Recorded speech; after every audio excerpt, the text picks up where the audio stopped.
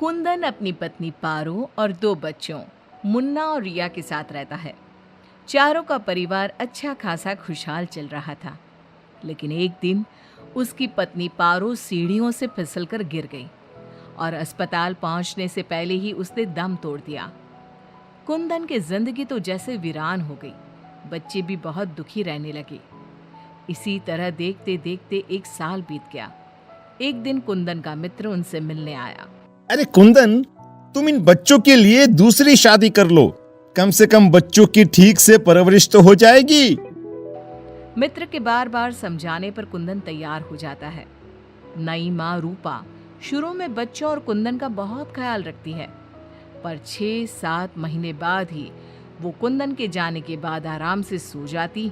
और जब मुन्ना और रिया स्कूल से आते तो, ए रिया, जल्दी से पूरे घर की सफाई कर और बर्तन धो दे, तभी खाना मिलेगा। और मुन्ना, जाकर छत की धुलाई कर। वो बच्चों से ही घर का सारा काम करवाती है। उन्हें खाना भी ठीक से नहीं देती। खुद के लिए और कुंदन के लिए वो बढ़िया बढ़िया पकवान बनाती। जब रात को कुंदन काम से वापस आता तो, अरे, बच्चों ने खाना खा लिया? उनको तो मैंने कब का खिला पिलाकर सोने भेज दिया है। कितना ख्याल रखती है ये बच्चों का। एक दिन जब रूपा सो रही थी, मुन्ना देखता है कि रसोई की अलमारी में मिठाई रखी है, लेकिन वो वहां तक पहुंच नहीं पाता। तो वो अपनी बहन को बुलाकर लाता है। मैं घोड़ा बन जाता हूँ, तुम मेरे ऊपर चढ़कर वो मिठाई उतार दो। उन्होंने मिठाई उतारी और खा ली। अचानक मिठाई का डिब्बा रिया के हाथ से नीचे गिर जाता है और बिखर जाता है। आवाज सुनकर रूपा भागते हुए आती है। उसने आओ देखा न ताओ और दोनों की खूब पिटाई करती। जब देखो तब भूखे ही रहते हैं ये बच्चे, न जाने इनका पेट है कि कुआं। बच्चे खूब देर तक रोते रहते हैं, लेकिन फिर आपस में ही बातें और मजाक करके एक दूसरे का मन बहलाने लगते हैं। रिया, जब मैं बड़ा हो जाऊंगा ना तो एक मिठाई की दुकान खोल लूंगा। पहले हम लोग खूब सारी मिठाइयाँ खाएंगे और फिर बेचेंगे।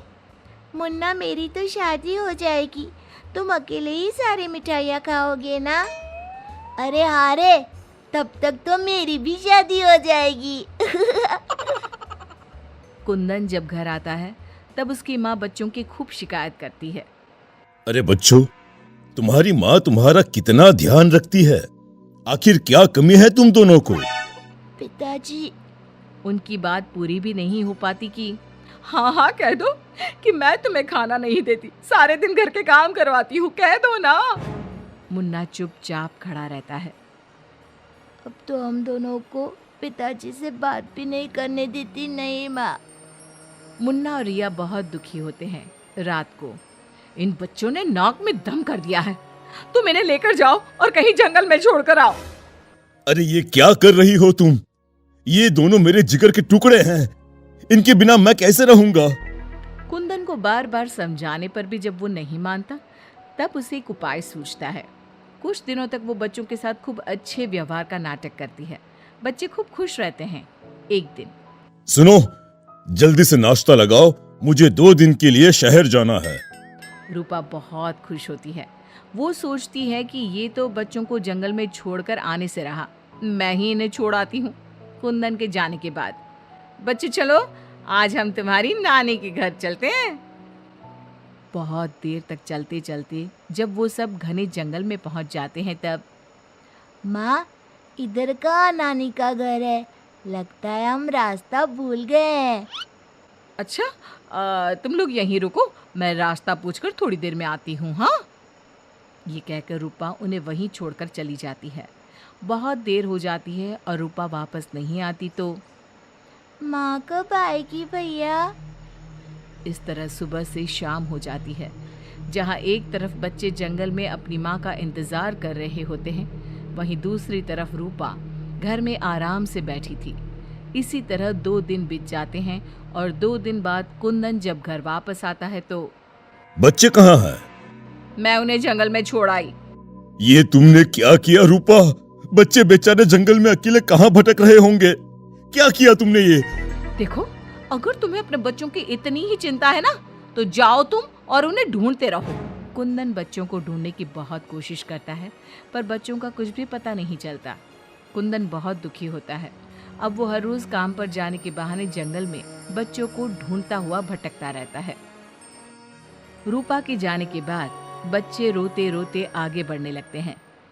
माँ बड़ी चालाकी से हमें जंगल में छोड़कर चली गई। अब हमें रहने के लिए कोई ठिकाना ढूंढना ही होगा। अब तो अंधेरा भी घिर रहा है। आगे जाते ही उनको एक झोपड़ी दिखती है। बच्चों को थोड़ी आशा बनती है। दोनों भागते भागते वहां पहुंचते हैं और झांक कर अंदर देखते हैं तो एक बुढ़िया चरखे पर सूत काट रही थी। उसके शरीर पर सफेद वस्त्र थे। अंदर का माहौल बड़ा डरावना लगता है, पर बच्चों को तो कोई आसरा चाहिए था। वो दोनों दरवाजा खटखटाने लगते हैं। तभी वो बुढ़िया पीछे मुड़ती है। बच्चे जैसे ही उसे देखते हैं, उनके शरीर के अंदर भय से एक अजीब सी सिहरन दौड़ जाती है। माथे पर बड़ी सी लाल बिंदी, आंखें सुर्ख लाल और बाल भी अस्त व्यस्त। जैसे ही उसकी नजर मुन्ना और रिया पर पड़ती है, उसके चेहरे की रौनक बढ़ जाती है। वो बड़ी प्रसन्न होकर कहती है, आओ आओ बच्चों, मैं तुम्हारी दादी जैसी ही तो हूँ। आ जाओ। बच्चों को प्यार से वो घर के अंदर बुलाती है। बच्चों के लिए खूब सारी मिठाइयाँ, फल और बिस्किट ले आती है। बच्चे तो पहले से ही भूखे थे। वे खाना देखकर उस पर टूट पड़ते हैं। उनका सारा डर भी दूर हो जाता है। वो खाने के बाद तुरंत ही सो जाते हैं। जब सुबह उठते हैं तो बच्चों, हम घर के पीछे वाले बगीचे में चलते हैं। वहाँ बहुत सुंदर फूलों का बगीचा था। मुन्ना और रिया वहीं खेलने लगते हैं। बुढ़िया अंदर चली जाती है। तब तक मुन्ना की नज़र एक गिलहरी पर पड़ती है, जो एक कोने में दुबकी हुई थी। मुन्ना उसे प्यार से अपने हाथ में उठा लेता है। तभी गिलहरी इंसानों की आवाज़ में बोलती है, बच्चों, तुम लोग यहाँ से भाग जाओ। ये बुढ़िया एक खतरनाक चुड़ैल है। तुम्हें खिला पिला कर पहले मोटा करेगी, फिर पिंजरे में डाल देगी। सभी बच्चों को ये जादुई छड़ी से पशु पक्षी बनाकर बगीचे में रख देती है। एक एक करके अपनी जादू की छड़ी से सबको बेहोश कर देती है और कढ़ाई में तेल गरम करके पकोड़े बनाकर खा जाती है। इसके पास एक आदमकद का पिंजरा है। ये खुद उसकी सफाई करती है। ये कहकर गिलहरी जमीन पर कूद जाती है। जब दोनों घर में जाते हैं तो देखते हैं कि बुढ़िया पिंजरे की सफाई कर रही थी और उसके मुंह पर खून लगा था। बच्चों को देखते ही अपना मुंह पोंछने लगती है। वो रिया चारों तरफ जादू की छड़ी ढूंढने के लिए नजर दौड़ाने लगती है। अचानक उसे जादू की छड़ी दिखाई देती है और वो दोनों लपट कर वो छड़ी उठा लेते हैं। जादुई छड़ी, पिंजरा बंद कर दो। पिंजरा बंद हो जाता है। पिंजरा बंद होते ही वो बुढ़िया एक खतरनाक चुड़ैल बन जाती है और चीखने लगती है। दादी, आज तुम भी पिंजरे में बंद होने का मजा उठा लो ना। दोनों हंसते हैं। दादी दादी, यही वो जादुई छड़ी है ना, जिससे तुम सब बच्चों को चूहा, बिल्ली और गिलहरी बनाती हो। बोलो, तुमको क्या बनना है? मुझे बाहर निकाल, वरना मैं तेरा खून पी जाऊंगी। छड़ी मेरे हवाले कर दे। दादी, पिंजरे में कुछ खाने को दो। ये लो, तब तक आम की गुठलियां चूसो। इनमें अभी भी बहुत रस बचा है। दोनों आम की ढेर सारी गुठलियां पिंजरे में फेंक देते हैं। एक बार मैं बाहर आ जाऊं ना, तुम दोनों के पकोड़े बनाकर चबा जाऊंगी। जय काली कलकत्ते वाली, तेरा वचन न जाए खाली।